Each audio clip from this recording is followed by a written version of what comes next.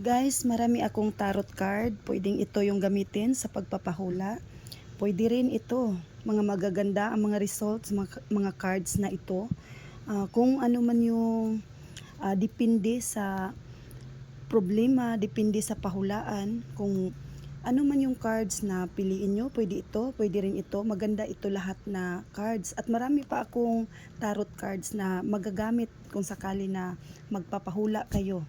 Pili lang kayo kung saan ba dito yung gamitin nyo na card para hulaan ang kapalaran ninyo, dahil ang lahat ng ito ay gabay sa inyong kapalaran para maabot nyo or matupad nyo ang mga pangarap nyo sa buhay.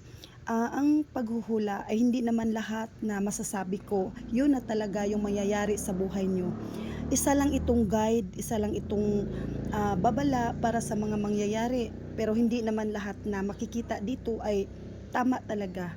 Guide lang ito para sa future, at mayroon din talaga na mga magkatotoo dito sa card. Kadalasan sa mga nahulaan ko, parang ano talaga sila, bumabalik-balik sila sa akin.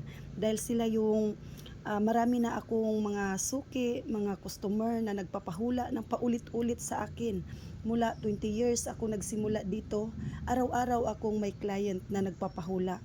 Kaya kung gusto nyo rin, subukan nyo lang, wala naman mawawala kung sakali na susubukan nyo na magpapahula, lalo na yung may mga problema sa buhay, problema sa kahit ano, at meron din tayong mga guide dyan. Kaya kung sakali man na gusto nyo na makamit or magtanong, message lang kayo dito sa akin. Meron ding link na nakalagay doon sa YouTube channel ko na pwede doon ninyo ako i-message. Pwede rin dito mismo sa YouTube channel na ito.